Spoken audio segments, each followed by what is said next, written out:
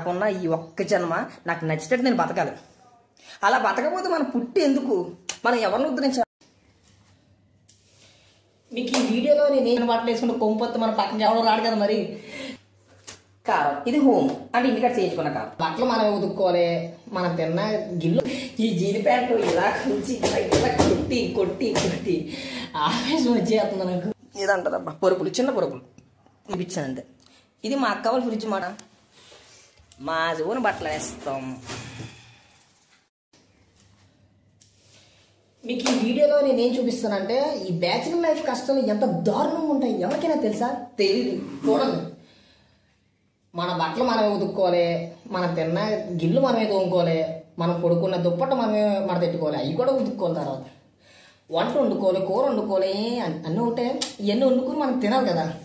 So bachelor life కష్టాలు ఎంత ఇట్లా అమ్మా నాన్నల్లో అన్నీ తెచ్చి పెడతారు. అబ్బా అమ్మ ఏమో మంచిగా బట్టలు ఉతుకుతుంది, అన్నం పెడుతుంది, టయానికి ఫోన్ చేసి ఎవరే తిన్నావరా బాబు అని అడుగుతుంది.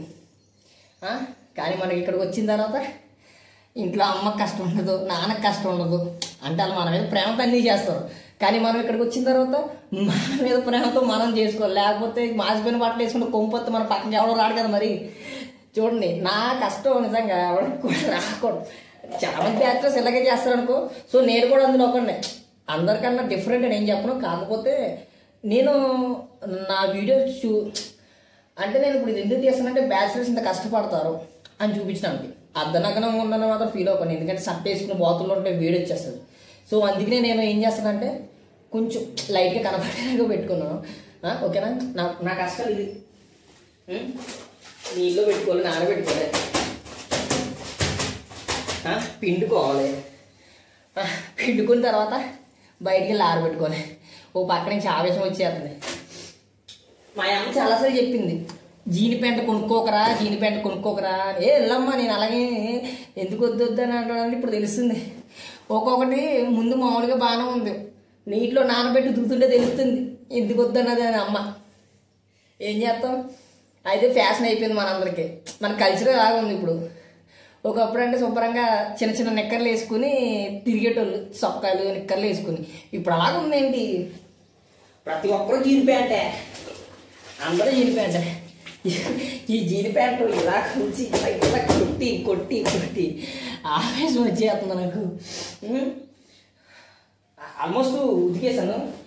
ఏంటంటే చిన్న వీడియోస్ చేసి చూపిద్దాం కదా అని నా చూస్తారు కదా, వ్యూవర్స్ అర్థమవుతుంది కదా బ్యాచులర్ లైఫ్ ఎంత దారుణంగా ఉంటుందని. సో అందుకని చిన్న వీడియో తీసాను.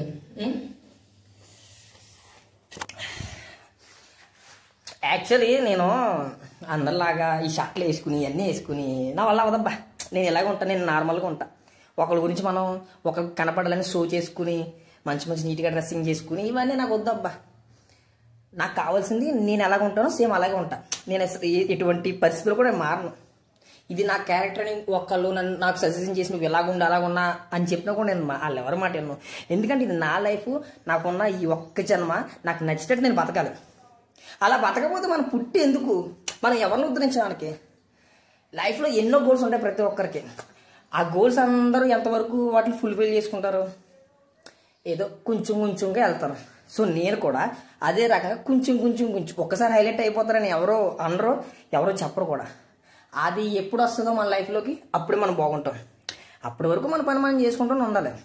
దీని గురించి అస్సలు ఆలోచించద్దు, ఒకటి చెప్పే మాట అస్సలు వినొద్దు.